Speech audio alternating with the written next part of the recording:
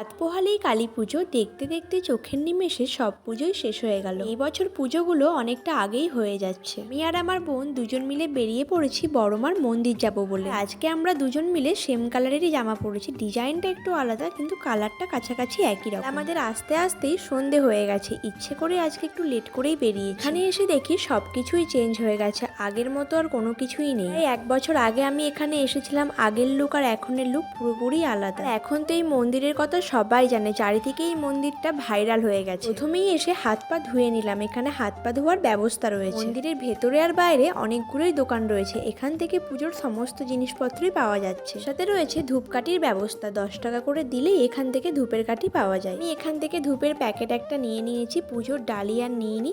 তো চলো এবার ভিতরে গিয়ে পুজো দেওয়া যায়। ভিতরে এসে দেখলাম মন্দিরে ভালোই ভিড় রয়েছে, আর মায়ের রূপটা দেখো কতটা ভয়ানক, রাতের বেলা দেখলে এমনিতেই ভয় লাগবে। আর এই মন্দিরে প্রত্যেক দিনই অনেক লোকজনই যাতায়াত করে, কালকে এর থেকেও বেশি ভিড় হবে। আজকে আমরা মন্দিরে 3 জন মিলে এসেছি, আমি, বোন আর সুমন। সুমন পুজোর ছুটিতে বাড়ি এসেছে, তো সেই জন্যই দেখা করার কথা বলছিল, আর সেই উপলক্ষেই মন্দিরে আসে। আগে ভিতরে ধূপকাঠি জ্বালার ব্যবস্থা ছিল, কিন্তু বর্তমানে ভিতরে আর ধূপকাঠি জ্বালা যায় না, ধূপকাঠি আর মোমবাতি জ্বালানোর ব্যবস্থা বাইরেই করা হয়েছে। আমি এখন ধূপকাঠি জ্বালিয়ে নিয়েছি, তারপর বাইরে যতগুলো ঠাকুর ছিল তাদেরকে এখন পুজো করে নিচ্ছি। আগে যতবার এসেছি বিকেলের দিকে এসেছি, কিন্তু এই প্রথমবার সন্ধ্যেবেলা আসলাম। আমাদের সবার পুজো দেওয়া কমপ্লিট হয়ে গেছে, আর যত রাত বাড়ছে তত বেশি ভিড় হচ্ছে। আর এখানে এত ভিড় হওয়ার কারণ অনেক মানুষেরই মনস্কামনা পূর্ণ হয় এই মন্দিরে। আমার পেছনে যে ধাগাগুলো বাঁধা আছে ওগুলো মনস্কামনা পূর্ণ করার জন্যই বাঁধা আছে। কিছুক্ষণ এখানে সময় কাটালাম, মনটাও একটু ভালো হয়ে গেল। তো এবার আমরা বেরিয়ে যাচ্ছি, কারণ অনেকটাই রাত হয়ে গেছে। এত রাতে আসার সাহস পেয়েছি, সঙ্গে সুমন ছিল বলে। এখান থেকে বেরিয়ে এখন চলে এসেছি চা দোকানে চা খেতে। চা খাচ্ছি আর সবাই মিলে আড্ডা দিচ্ছি। চায়ের সাথে অর্ডার করা হয়েছিল পকোড়া, তো পকোড়া এখনো ভাজা চলছে, আর এইদিকে আমাদের চা খাওয়াও কমপ্লিট হয়ে গেছে। বলতে পকোড়াও চলে এসেছে, 2টো করে পকোড়া অর্ডার করেছিলাম, তো এটা খেয়ে এখন বাড়ি যাব। বাড়িতে এসেই বোন এখন লেগে পড়েছে রান্না করতে। ও আজকে বানাচ্ছে তরকা, খুব সুন্দর তরকা বানায়, পুরো দোকানের মতো। আজকের সন্ধ্যেটা 3 জন মিলে বেশ ভালোই কাটালাম। কালকে মন্দিরে যাওয়ার ইচ্ছে ছিল, কিন্তু কালকে যেহেতু ভিড় হবে তো সেই জন্য